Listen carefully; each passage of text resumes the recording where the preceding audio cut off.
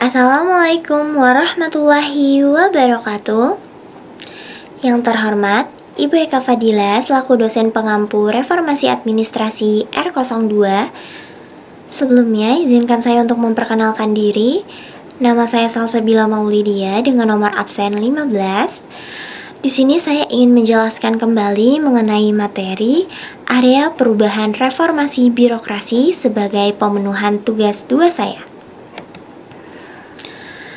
Pertama-tama, saya ingin menjelaskan apa itu reformasi birokrasi.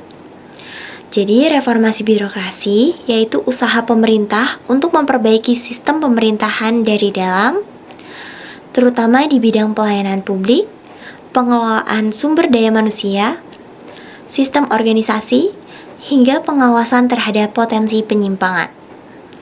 Kenapa sih reformasi itu penting? Karena selama ini birokrasi seringkali dianggap lambat, berbelit-belit, dan tidak efisien. Maka dari itu, pemerintah ingin mengubah citra tersebut menjadi birokrasi yang profesional, transparan, dan akuntabel. Selanjutnya, saya ingin menjelaskan mengenai tingkatan pelaksanaan reformasi birokrasi. Jadi, reformasi birokrasi dilaksanakan di 2 tingkat utama. Yang pertama, tingkat nasional yang dibagi menjadi tingkat makro dan meso. Pada tingkat makro ini, ibaratkan seperti fondasi besarnya. Jadi, disinilah pemerintah pusat membuat arah kebijakan dan merancang strategi nasional, termasuk memantau bagaimana kebijakan ini diterapkan di berbagai instansi. Selanjutnya pada tingkat meso, jadi pada tingkatan ini instansi tertentu yang ditunjuk sebagai penggerak seperti Bappenas untuk perencanaan atau LKPP untuk pengadaan barang atau jasa. Jadi pada instansi tersebut bertanggung jawab dalam perumusan kebijakan-kebijakan yang inovatif, menerjemahkan kebijakan makro, mengkoordinasikan pelaksanaan kebijakan tersebut, serta memantau kemajuan pelaksanaannya.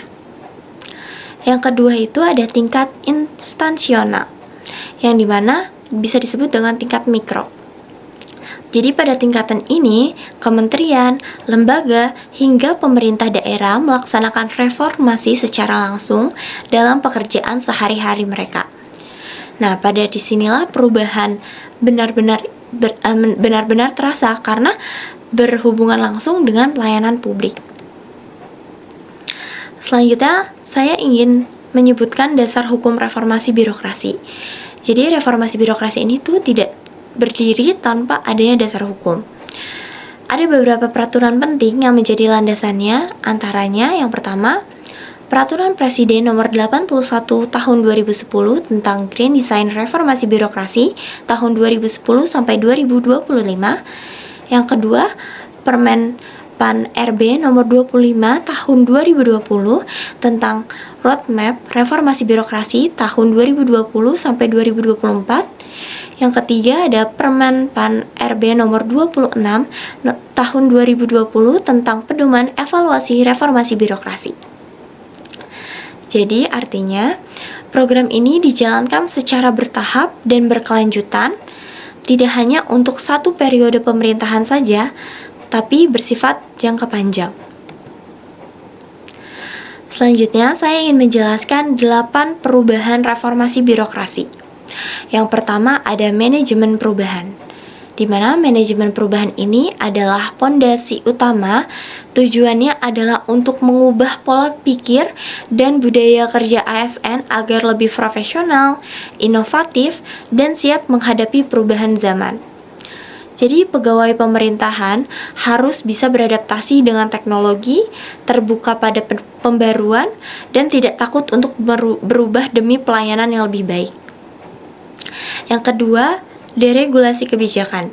Di area ini, pemerintah menyederhanakan aturan-aturan dan timpang tindih, serta justru menghambat kemajuan. Seperti izin usaha, atau kebijakan yang saling bertabrakan antar kementerian.